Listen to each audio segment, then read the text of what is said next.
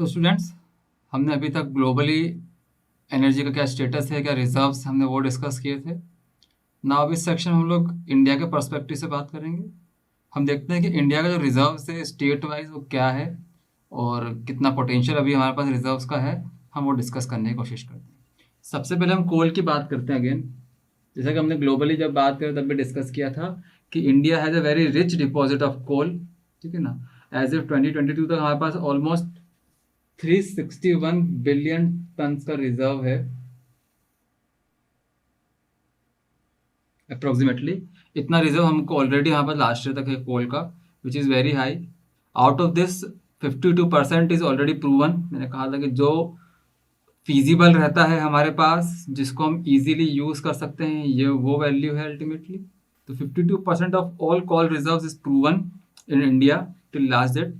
41% ऐसा है जो अभी इंडिकेटेड है और 7% ऐसा है जो इन्फर्ड है, जिसका अभी डिस्कशन चल रहा है। तो 52% we have already proven and we are already into using that amount, तो फीजिबल रहेगा। तो they are 3 states which contribute almost 69% into this. जो हमारा कोल रिजर्व है वो मैक्सिमम जो है इन 3 स्टेट्स में ही है। सबसे पहले आएगा नाम उड़ीसा का, देन वी हैव झारखंड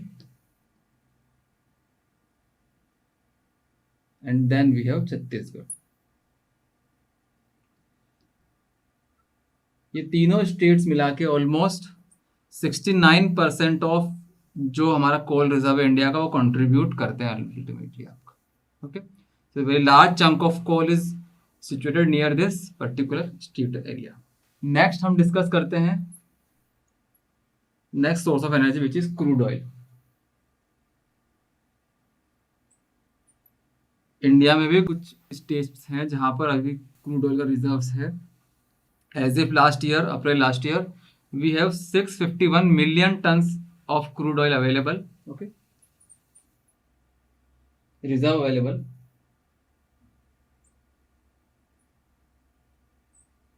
जिसको आप अभी कंज्यूम कर सकते हैं। जो जोग्राफिकली अलग अलग कोस्टल एरियाज में और स्टेट्स में डिवाइडेड है। जो हाईएस्ट क्वांटिटी हमारी है वो है वेस्टर्न ऑफशोर्स में,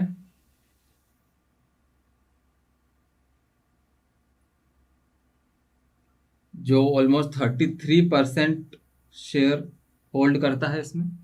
okay? इसके बाद नेक्स्ट जो हाईएस्ट वैल्यू रहता है वो है असम। असम कंट्रीब्यूट करता है almost 23% of our crude oil reserves. Okay, after Assam we have Gujarat, जहाँ पर ऑलमोस्ट 18% हम लोग क्रूड ऑयल का शेयर्स करते हैं। ओके, ईस्टर्न ऑफशोर में जाएंगे आप तो 6% हमारा पास ईस्टर्न ऑफशोर में भी हमारे पास रिजर्व्स अवेलेबल है ऑलरेडी।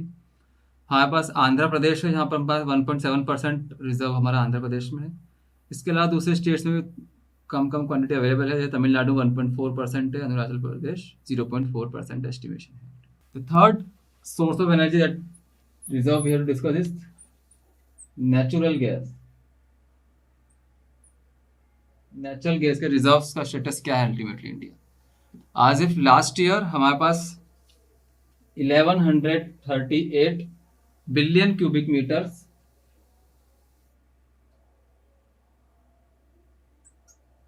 रिजर्व अवेलेबल है इंडिया में। ओके, इसका मैक्सिमम शेयर अगर आप नोटिस करेंगे तो 29.6% जो हमारा शेयर है वो हमारा है वेस्टर्न रिजर्व्स में। और सिमिलरली जो ईस्टर्न ऑफशोर्स हमारे वो आपका करते हैं ऑलमोस्ट 23.6% ईस्टर्न ऑफशोर्स। वहाँ पर आपका रिजर्व अल्टीमेटली है। तो एक बहुत बड़ा चंक जो हमारा कोस्टल एरिया है वहाँ पर नेचुरल गैस का है, जहाँ से हम लोग एक्सट्रैक्ट करके फिर यूज़ करने की कोशिश करते हैं। So after eastern offshore and western offshores we have state wise also certain quantity available. Like Assam के पास 14% कंट्रीब्यूट करता है वो नेचुरल गैस में इंडिया के इसमें। गुजरात के पास 5% के अप्रोक्सीमेटली है। राजस्थान के पास 6.5% के अप्रोक्सीमेटली है। इवन वेस्ट बंगाल है certain amount of natural gas reserves around 6%। MP में अराउंड 2.2% कंट्रीब्यूशन रहता है नेचुरल गैस का, जो इंडिया का रिजर्व में उसके हिसाब से। Then we have renewable energy, जिस 3 that we have discuss till, तीनों नॉन रिन्यूएबल हैं। ऑल्दो में डिपेंडेंसी ज़्यादा है, दैट्स व्हाई हम उनका रिजर्व पहले डिस्कस कर रहे हैं। But again renewable the shining star of India. मैंने डिस्कस किया कि इंडिया ऑलमोस्ट 4th लेवल पे आता है वर्ल्ड में in terms of generating electricity with renewable energy. हम अभी जो प्रेजेंट पोटेंशियल हमारा रिन्यूएबल एनर्जी जनरेशन का है, इट इज अबाउट 1490727 मेगावाट। इतना मेगावाट हम अभी ऑलरेडी जनरेट कर रहे हैं using renewable energy, which includes wind, solar, biomass, small hydro and other type of renewable energy sources. Out of this energy जो solar energy है हमारा, इट कॉन्ट्रीब्यूट्स टू ऑलमोस्ट 50%। 50% हमारा जो पोटेंशियल है, जो रिजर्व है, वो हम सोलर पावर से अचीव करते हैं।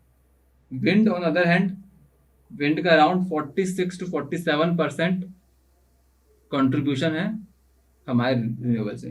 मीन्स ऑलमोस्ट 97% हम विंड और सोलर से ही अचीव कर लेते हैं, other than other source of energy. इसके बाद अगर आप स्मॉल हाइड्रो पावर प्लांट की बात करेंगे तो 1.5% कंट्रीब्यूट करता है। बायोमास की बात करेंगे तो it will contribute around 1.2% around, और रेस्ट जो भी बचता है हमारा 0.5 0.6 वो हमारे जो शुगर मिल से बगासे वगैरह क्रिएट होता है शुगर केन का, उससे जनरेट होता है, या फिर जो हमारा डिकम्पोजेबल वेस्ट है हम वहाँ से अल्टीमेटली उतना पावर जनरेट करने की कोशिश करते हैं।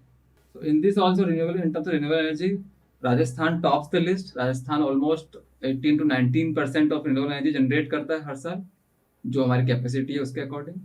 Then comes Gujarat with 12%, then comes Maharashtra with 11%, then we have Karnataka with 10% and other state follows as well. अगर हम एमपी की बात करते हैं तो हमारा अप्रोक्सीमेटली 5% के अराउंड शेयर है रिन्यूएबल एनर्जी में। बस काफ़ी सारे नए solar plants and wind plants already establish हो चुके हैं एमपी में, और काफ़ी ज़्यादा पोटेंशियल है एमपी का रिन्यूएबल के लिए। इन फ्यूचर आप देखेंगे कि एमपी इस लिस्ट में काफ़ी आगे आने वाला है। तो विंड और सोलर की अगर हम बात करें, सिंस वही हमारा मैक्सिमम कंट्रीब्यूट करता है रिन्यूएबल एनर्जी में, तो जो भी 72% नई कैपेसिटी जितनी भी ऐड हुई हैं in terms of new power plants, वो सभी विंड और सोलर की हैं since 2009 I am talking about.